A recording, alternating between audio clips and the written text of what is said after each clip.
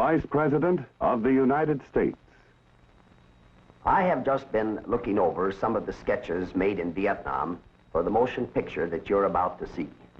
These are wonderfully strong pictures. They capture the spirit of the people of that country. Now, just take a look at this one. Throughout Vietnam, you see strong faces like this, determined and patient.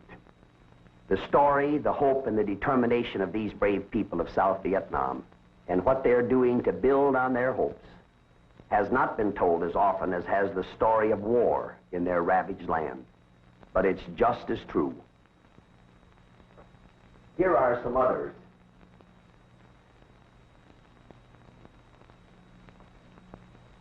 They are really building something over there.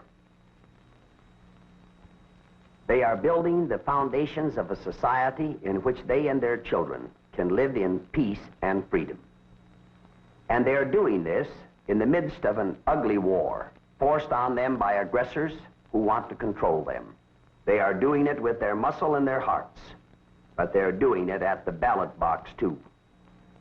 In hundreds of hamlets across the land, they are demonstrating their faith, faith in themselves and in their future.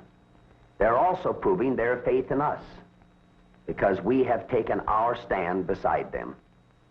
No one who really knows what these determined people are doing can doubt the rightness of their cause, nor can they doubt the rightness of our help. For we are making possible the conditions under which they can build their nation. Their effort to build that nation is a story that needs to be told. It is a story of men who prize freedom, and it is a story honoring men who put their lives on the line for freedom.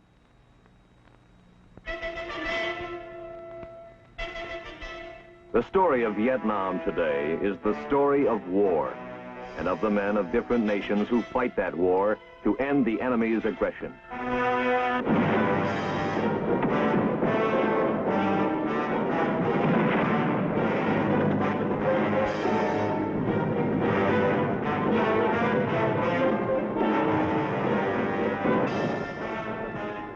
It is the story of war's effect on the...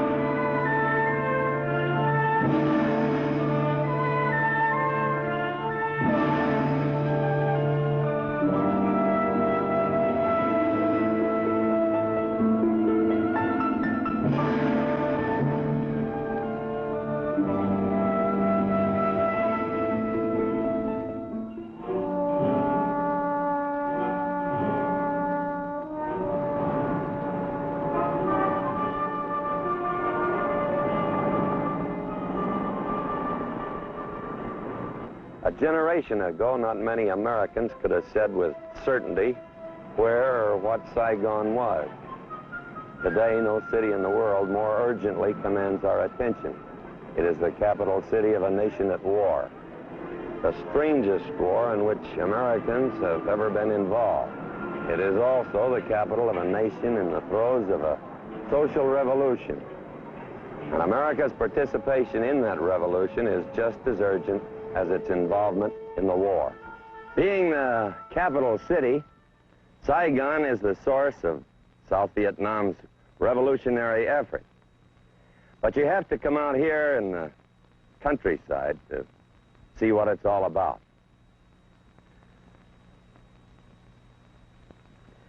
The Defense Department has asked me to help bring you this story of Vietnam's attempt to build itself into a nation. And to do this, I've called on some expert help. This is Lieutenant Mark Nelson, U.S. Navy. He's commander of a division of the patrol craft which prevent infiltration of enemy troops and supplies along the coast. And this is Sergeant Shelley Blunt of the Air Force. Sergeant Ken Sanders with the 3rd Marine Amphibious Force at Da Nang. And Spec 5 Dale Kemmery with the 25th Infantry Division. These fellows are stationed here, and they know the country, at least in the special way that American fighting men have come to know it. So from their own experiences and observations, they know the story, and together we're going to try to give you an informed picture of what it is that's going on over here. We're in the hamlet of Ny Ton, about 15 miles north of Saigon. It's a peaceful-looking rural community, and life goes on here much as it has for hundreds of years in this part of the world.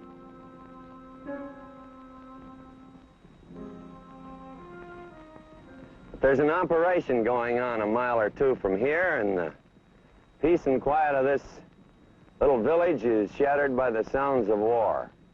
The drones of helicopters overhead, and every once in a while this rumble of artillery. That's one thing you learn after you've been here in Vietnam for a while. The war is never very far away. These hamlets and villages are the real soul of the country. 4/5 of the people of South Vietnam live in them. And it is here, in these dusty trails through the countryside, these thatched huts and farmland and jungle, that the thrust of South Vietnam's great social revolution is directed. In Vietnam, revolution is a double-edged word. The enemy uses it. It's what they call the aggressive war they're using against the people over here. That's the story. And there's nothing mysterious about the kind of revolution the enemy has in mind. It's the same thing we've seen in many parts of the world ever since the communist revolution 50 years ago. Murder, assassination, terror. And over here, they've killed over 20,000 civilian leaders. That is the story of the civilian population. It is public knowledge that these people, in their fight for freedom, have lost proportionately already more troops than we lost in the whole of World War II. And yet, in spite of this, there have always been men brave enough in this country to step forward and take the leadership from those who have been killed. And it's these same brave people who have had the will and the guts to conduct their own revolution, a real revolution for the betterment of their people. At the same time, they've been fighting a war for their very survival. What the government of Vietnam is launching is a national effort to eliminate and defeat a pattern of social misery which has plagued the people of Vietnam for generations. They intend to replace it with a society in which the needs of the people can be met. Now, they call it revolution, and it certainly is. And they call it nation building, and it's that, too. The people over here have never had very much, and they want their share. They want the things that are important to them. That is what they mean by revolution and what it's all about. They want a better life. They want social justice, but the guy in the rice paddy wouldn't call it that. As a matter of fact, he probably wouldn't know what those words mean. But it's the same thing. Now, he wants to be left alone. He's tired of being frightened, kicked around, and beaten up. He wants some personal dignity. And he certainly doesn't get very much of that over here. These people want education. It's the key to the future for them. And health is another big problem. Disease is a serious thing, and life expectancy is pretty low. Well, the war helps that along. It sure does, but some of these people never get to see a doctor. You ought to see the way they crowd around some of our medics. These people want dispensaries and clinics so that they can get taken care of and get their families taken care of so they can live a little longer. Social justice, if that's what you want to call it, or simply the desire not to be beaten up, education for the children, health facilities, the hunger for land and to make the land more bountiful. These are the wants of the people. They are the objectives of Vietnam's social revolution. Trouble is, the Viet Cong have told the people they'd give them the same thing. Yeah, and they shoot anybody that doesn't believe them. Well, but sometimes the people don't know who to believe. That's why the government has to make good on its promises right now. If they don't, their revolution is dead. But we can't wait on it. We've got to get this war won. If we don't, there won't be a nation to build.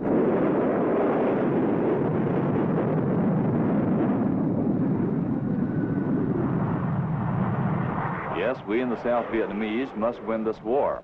The social revolution cannot be successful unless the people feel secure and safe from communist aggression.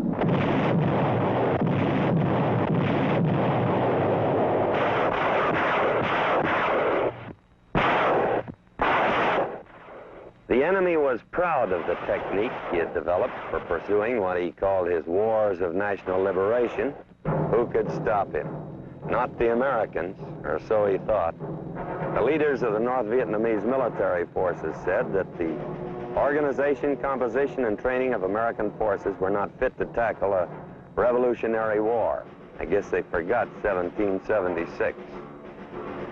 Anyway, we Americans who knew something about revolution developed a revolutionary answer in the field to these cutthroats and terrorists.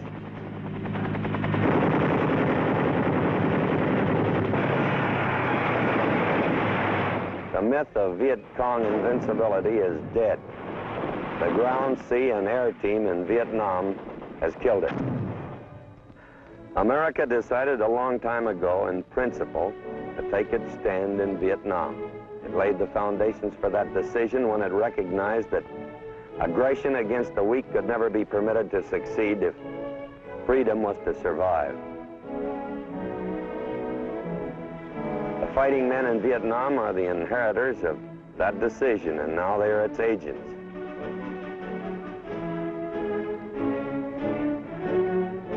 Accolades in war are easy to give, but there is a general agreement that never before in its history has America put into combat a force so composed of men ready for their job.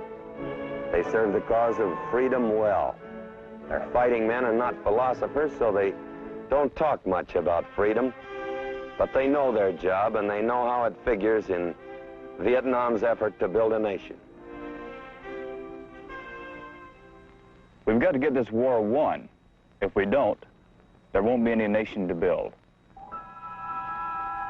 The final outcome of the Vietnam story will not be determined in the cities or even in the places of open conflict with the enemy, but out here, in these small clusters of rice farmers and fishermen. That captain over there is Peter Dawkins.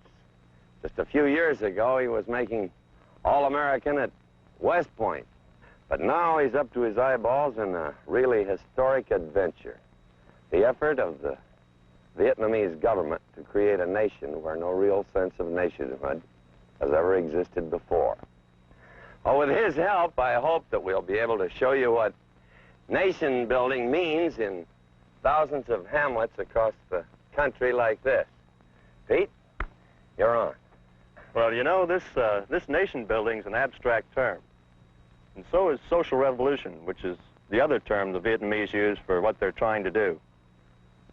But what these terms really boil down to, essentially, is an effort to bring a better way of life to the millions of Vietnamese that live in these villages and hamlets across the country. This is a staggering undertaking, but one of vital importance. The peasant of Vietnam is well overdue his claim to a better shake. The unusual thing is that the government is trying to give the peasant that better shake even while the war is going on. When you look at that fact closely, you discover something truly unique about this war. Improving the lives of these people is not just a humanitarian idea. It's a military necessity. And every American who comes over here to fight soon becomes aware of this. Tomorrow about midnight, you'll surround the village of Tan Phu Can and completely seal it off. If you encounter any VC, you'll take your normal combat action. After you seal off this village, it's going to be a little different, however. At first light, we're going to take the government of Vietnam to Tan Phu Can. There's going to be a large group of people going into this village that you've surrounded. And it's going to be their job to show them that the government of Vietnam is the best choice. And your job is just as important in that you've got to convince these people that you as soldiers are on their side. You're going to gain their confidence by working with them to build a little better life. Basic kindness and generosity are not unknown in the tradition of the American fighting man overseas, but no one ever expected that they would become military weapons as well. But that's the kind of a war this is.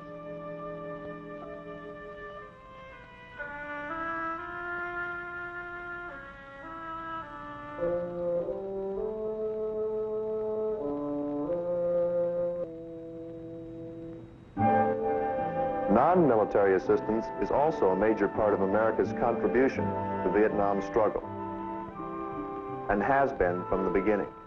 My name is Mike Rolla. I'm with the United States Agency for International Development here in Vietnam.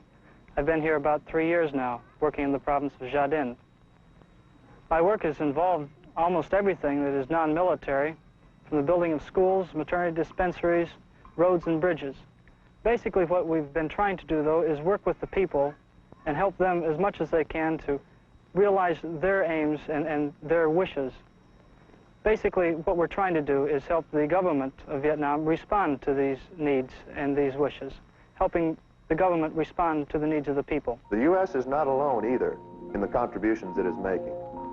This is one of a number of social centers used also as schools during the day, which the West Germans have set up in the crowded and poor districts of Saigon. An Iranian surgical team provides badly needed hospital services in one of the districts.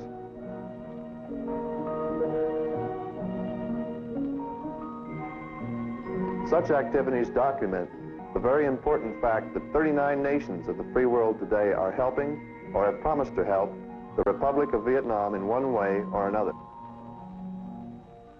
All of this is enormously important and helpful to the common cause. But these activities can only be considered as the initial steps to help get the process started. No matter how successful our troops or our AID representatives are in winning the support of the people, in the end, that job can only be done by the Vietnamese themselves. As good friends and allies, we can help strengthen the ties of the people to their government, but only that. We can only help. The Vietnamese know this, and they're doing something about it. As a matter of fact, what they're doing constitutes the heart and soul of their effort toward building a nation. This is a training center at Vung Tau, a very special training center. It's for the training of what the Vietnamese call revolutionary development cadres. The men who come here, 5,000 of them at a time, 20,000 a year, literally hold the hopes for Vietnam's social revolution in their hands.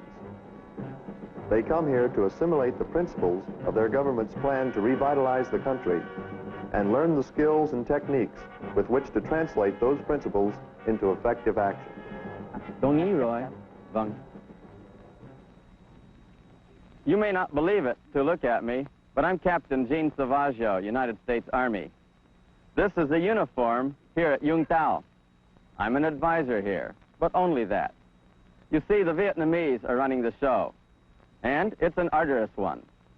About half the total training is taken up with military subjects. The job of these men will be to move into areas which American or ARVN troops have cleared, but subsequently passed on through. And their first responsibility will be to take up where the military had to leave off in providing security for the area.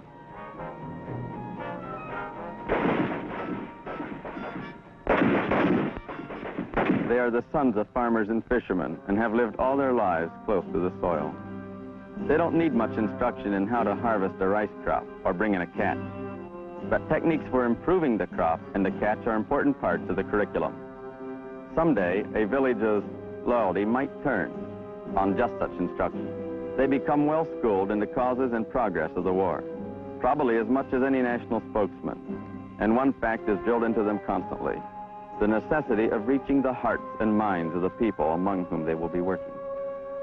When their training is completed at the end of 13 weeks, they are formed into cadre groups to take their revolution, the social revolution, to the countryside.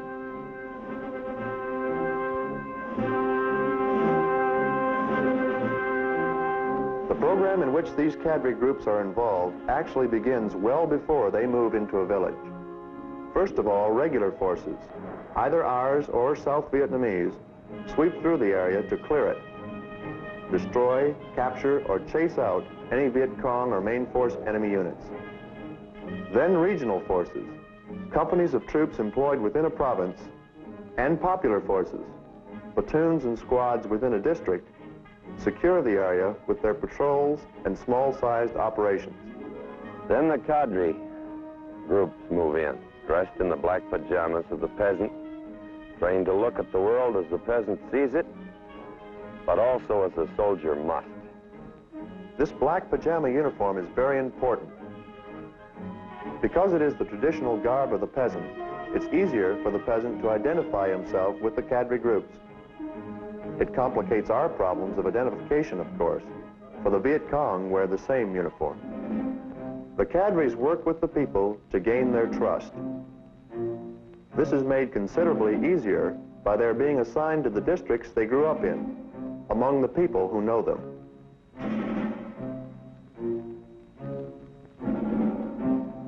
They're not left entirely on their own. Military units on the periphery help to deter the enemy from coming back. But these men still carry a heavy share of the responsibility for village security.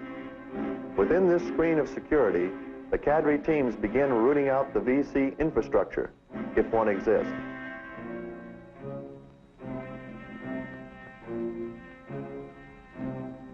Chúng tôi đã được kế hân hạnh đến đây để tiếp At the xúc với same đồng bào. time, the spade work of the social revolution begins, with a full explanation to the people of just what the cadres are in the village for and what they hope to accomplish. This is not always an easy step. The overwhelming majority of the people of South Vietnam are dead opposed to everything that the enemy stands for, but their experience has made them wary.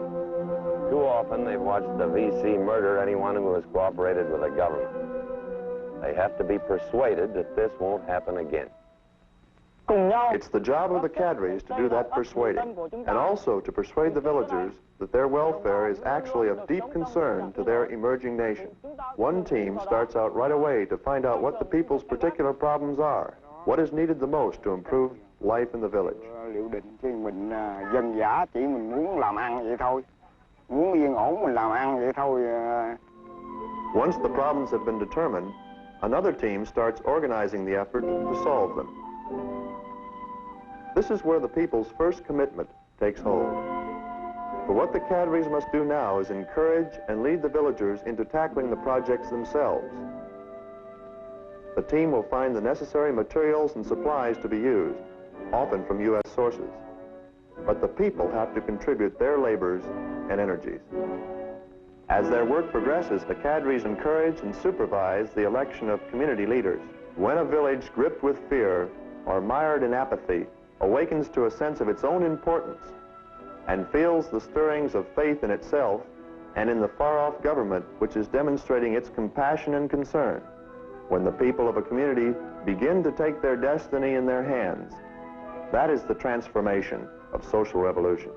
And it is precisely this which the Revolutionary Development cadres are endeavoring to bring to the villages of Vietnam.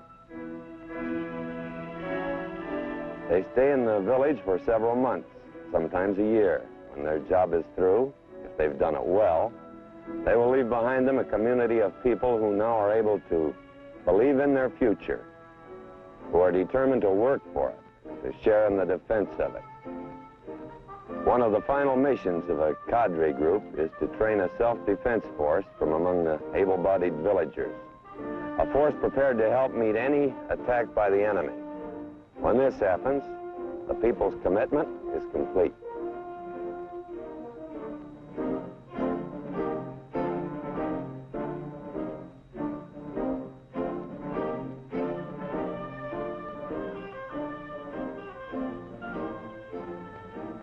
Việt Nam kêu gọi thương máu, Việt Nam kêu gọi thương nhau, Việt Nam đây xây đất. Vietnam has a lot riding on these men.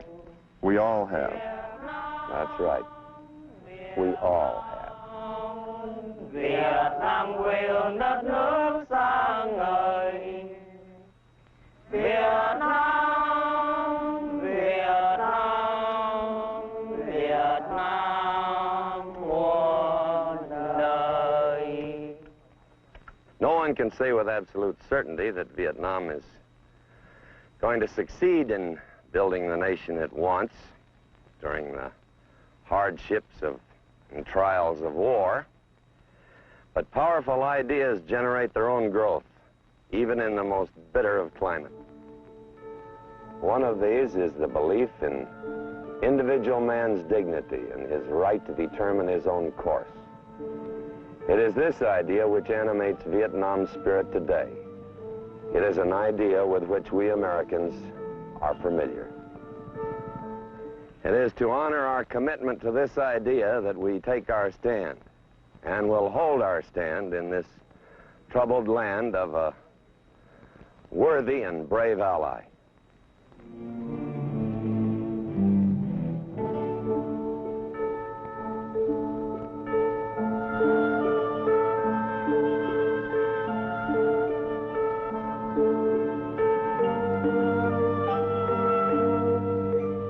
I'd like to leave you with one thought in mind, to understand, to really understand what the Vietnamese are trying to do today. We can think of our own country just less than 2 centuries ago. We had won our revolution, won it on the battlefield, and it took from 1776 to 1787, 11 years for our founding fathers to build the substance and structure that is now our great nation. The Vietnamese are trying to do both of these things at once, not because they want to, but because they must. Because history will not give them the luxury of the time that it once gave us. Vietnam, Vietnam, Vietnam quê hương đất nước sáng ngời. Vietnam